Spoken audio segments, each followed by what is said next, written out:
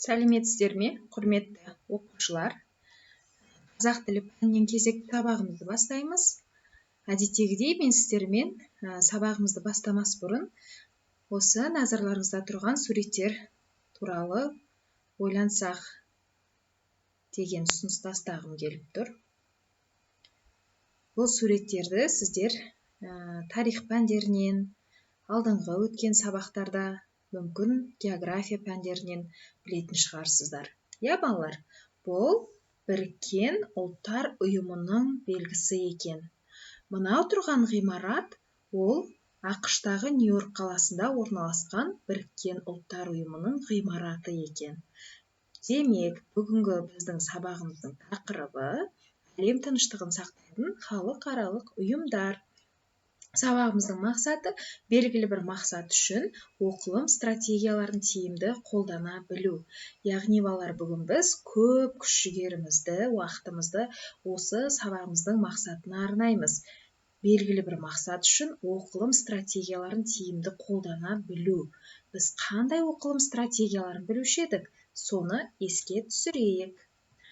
Оқу мақсатына негізделген тапсырманы орындау үшін біз бірінші қандай оқылым стратегиясын қолданамыз, соны біліп алайық.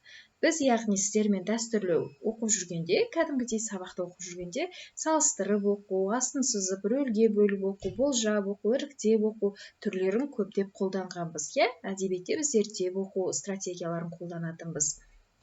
Ал енді міне, бүгінгі сабақта мен осы оқылым стратегияларының ішінде ерекшелеп қойдым. Талдап оқу стратегиясы арқылы стилі мен жанрын, кімдерге арнап жазылғанын талдап оқу және комментарий жасап оқу стратегиясын қолданатын боламыз. Демек, ол автордың айтпақ болған ойын, мәтіннің кімдерге арналғандығын анықтау, мәтінді жазудағы мақсатын түсіну. Яғни оқылымның осы стратегияларын қолданатын боламыз. Бұл үшін бізге екі мәтін қажет болады. Лексикалық тақырыбымызға бағытталған екі мәтін әлем тыныштығын сақтайтын халықаралық ұйым. Біріккен ұлттар ұйымы, балалар мұқият тыңдайық. Біріккен ұлттар ұйымы екінші дүниежүзілік соғыстан кейін КСРО, ақш, Қытай және Ұлыбритания мемлекеттерінің белсенділік танытуымен құрылған халықаралық ұйым.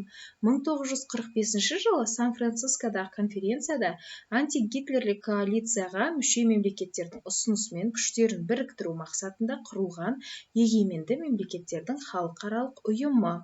Бас кеңсесі орналасуы, жоғарыда айтып кеткенде, Нью-Йорк қаласы. Біріккен ұлттар ұйымының құрамына 192 мемлекет кіреді. Біріккен ұлттар атауын ақш президенті Рузвельт ұсынған екен. Декларациясы Сан-Францискода 1945 жылы, яғни Ұлы Отан соғысынан кейін 24 қазанда қабылданды. Бұл Біріккен ұлттар ұйымының күні деп жарияланды. Балалар, осы жерде мағынасы түсініксіз сөздер сіздерге коалиция болуы мүмкін.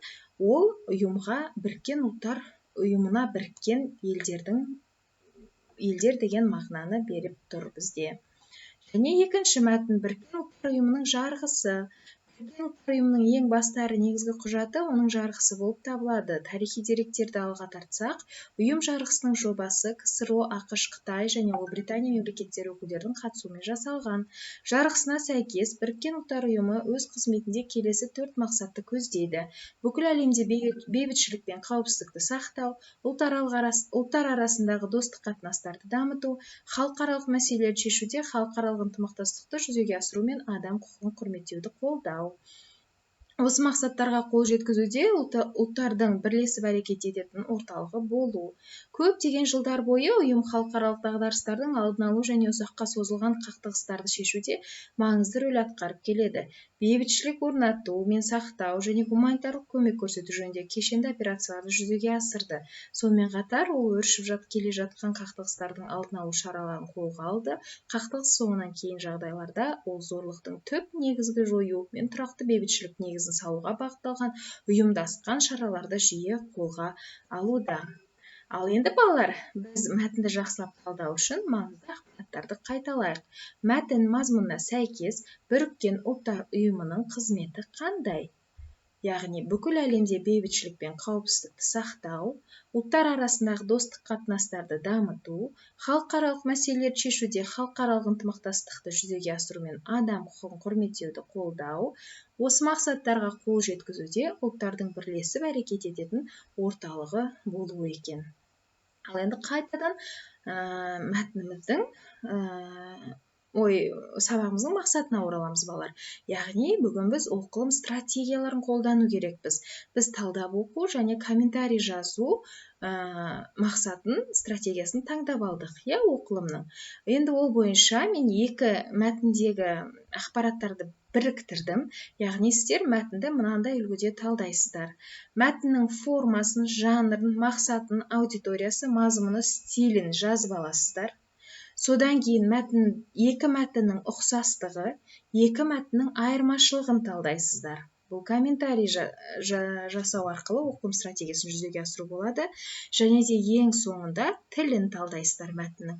Яғни қандай сөздер кездесті, термин сөздер ма, кірме сөздер болуы мүмкін, тұрақты сөз тіркестері болуы мүмкін, ғылыми терминдер болуы мүмкін.